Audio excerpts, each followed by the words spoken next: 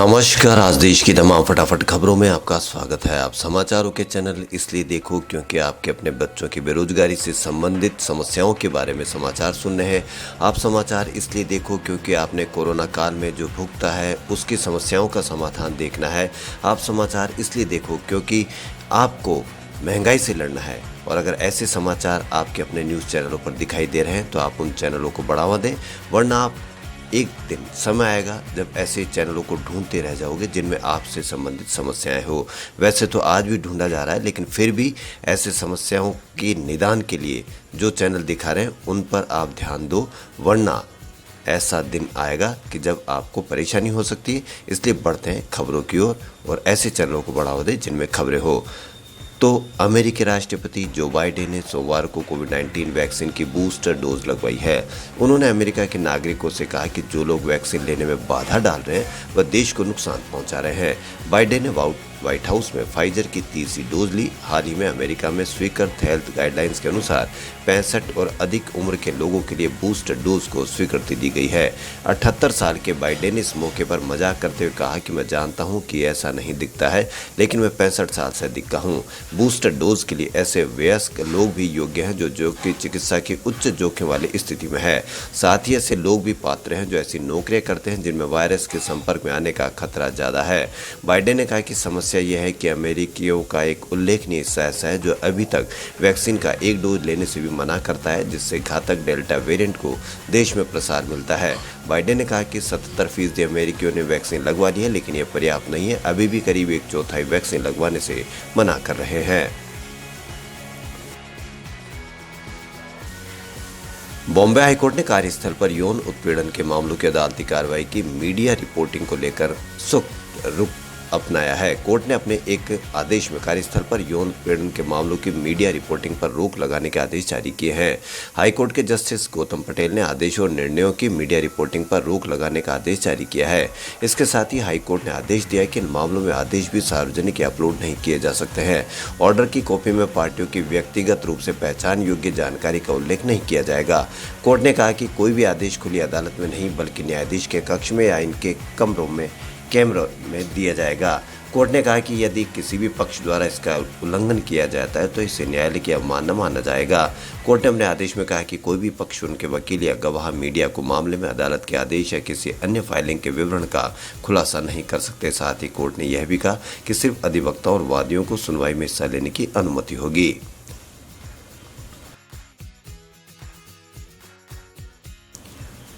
गीतकार जावेद अख्तर द्वारा राष्ट्रीय स्वयंसेवक संघ की तुलना तालिबान से करने का मामला भी ठंडा नहीं पड़ा है। महाराष्ट्र में जावेद अख्तर के खिलाफ आरएसएस कार्यकर्ता विवेक चंपानेरकर ने एक दीवानी मुकदमा दायर किया है। यह केस ठाणे कोर्ट में दाखिल किया है, जिसमें कथित तौर पर अख्तर द्वारा संगठन की तुलना तालिबान से करने का आरोप लगाया गया है। कोर्ट ने गीतकार जावेद अख्तर को नोटिस भेजा और 12 नवंबर को मामले की अगली तारीख में पेश होने का निर्देश दिया है। इससे पहले महाराष्ट्र बीजेपी ने जावेद अख्तर के खिलाफ कई बार विरोध प्रदर्शन किया। महाराष्ट्र एमएलए और बीजेपी प्रवक्ता राम कदम ने ऐलान किया कि जावेद अख्तर की कोई भी फिल्म को देश में तब तक रिलीज नहीं होने दी जाएगी जब तक वह आरएसएस से माफी नहीं मांग लेते। जावेद अख्तर ने एनडीटीवी के साथ एक इंटरव्यू में कहा था कि तालिबान और जो एक हिंदू राष्ट्र चाहते हैं के बीच एक वैचारिक समानता। उनका कहना था कि आरएसएस, जो कि बीजेपी का वैचारिक मात्र संगठन है, लंबे समय से मानता रहा कि भारत एक हिंदू राष्ट्र या राज्य है। राम कदम ने एक वीडियो संदेश जारी करते हुए चेतावनी दी थी कि अख्तर का यह बयान शर्मनाक है।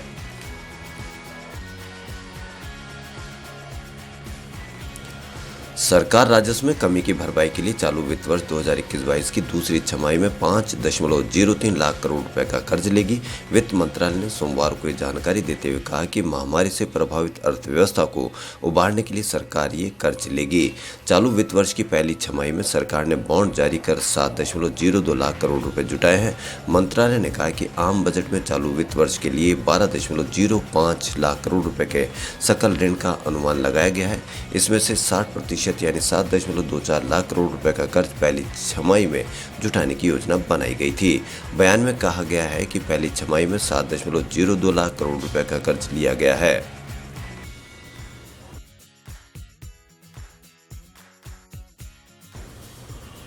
ऑर्डिनेंस फैक्ट्री बोर्ड के निगमीकरण के खिलाफ संघ परिवार से जुड़ा भारतीय प्रतिरक्षा मजदूर संघ अब सुप्रीम कोर्ट जाने की तैयारी में है। पहले ही बीपीएमएस और लेफ्ट से जुड़े संगठन एआईडीईएफ हाई कोर्ट में सरकार के खिलाफ केस दर्ज करा चुके हैं। इतना ही नहीं, इन संगठनों ने देश भर के 41 कारखानों में 1 अक्टूबर को काला दिवस भी मनाने का ऐलान किया है, क्योंकि नए कानून के तहत इसी दिन ये बोर्ड निगम में बदल जाएगा। वैसे इस मामले को लेकर 16 नवंबर को दिल्ली हाई कोर्ट में सुनवाई भी है।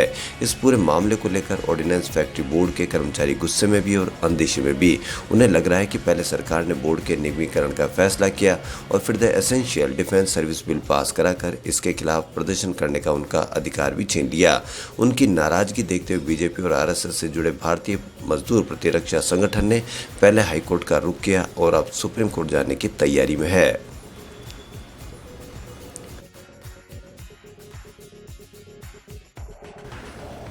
जिन स्वास्थ्य कर्मियों को सबसे पहले टीके दिए गए, उन्हें फिर से टीके या बूस्टर डोज देने की जरूरत है या नहीं। अब पुणे इंडियन मेडिकल एसोसिएशन के अलावा मुंबई LH हीरानंदानी अस्पताल ने मांग की है कि स्वास्थ्य कर्मियों में एंटीबॉडी खत्म हो रही है, इसलिए उन्हें बूस्टर डोज दी जाए। वहीं टास्क फोर्स कहती है कि पहली डोज पूरी तरह से नहीं लगी, ऐसे में बूस्टर डोज की बात ठीक नहीं। कोविड मरीजों का इलाज, फिर नॉन स्टॉप टीकाकरण अभियान और अब नए संभावित लहर की तैयारी। हमारे स्वास्थ्य कर्मी डटे हैं, लेकिन उनका सुरक्षा कवच कायम रहे, इसलिए इनके लिए कोविड वैक्सीन की तीसरी डोज की मांग उठी है। देश में डॉक्टरों की सबसे बड़ी संस्था इंडियन मेडिकल एसोसिएशन की पुणे टीम ने यह मांग की है।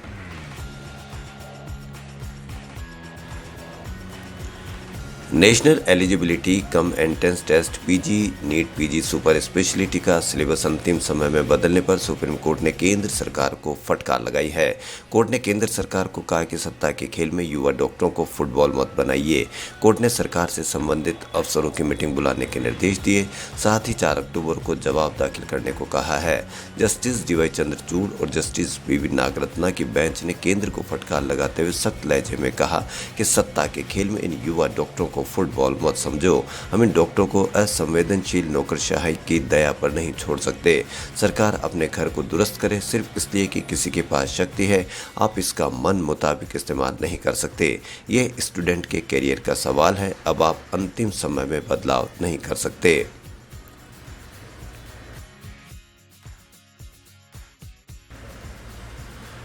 साउथ के सुपरस्टार विजय देवरकोंडा लंबे समय से अपनी अपकमिंग फिल्म लाइगर को चर्चा में बने हुए हैं। अब इस फिल्म से जुड़ी एक खबर सामने आ रही है कि फिल्म मेकर करण जौहर के प्रोडक्शन हाउस थर्मा प्रोडक्शन ने एक वीडियो जारी कर बताया कि लाइगर में पॉपुलर बॉक्सर माइक टायसन भी नजर आने वाले हैं।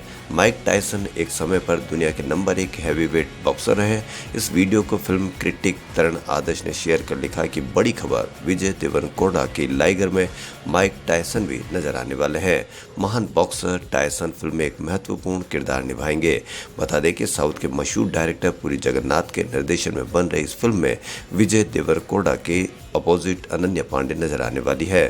फिल्म की शूटिंग अभी गोवा में चल रही है। यह फिल्म कई भाषाओं में रिलीज की जाएगी। खबरों फिलहाल इतना ही। यदि आपको हमारा चैनल पसंद आए तो लाइक, सब्सक्राइब और शेयर अवश्य करें। धन्यवाद।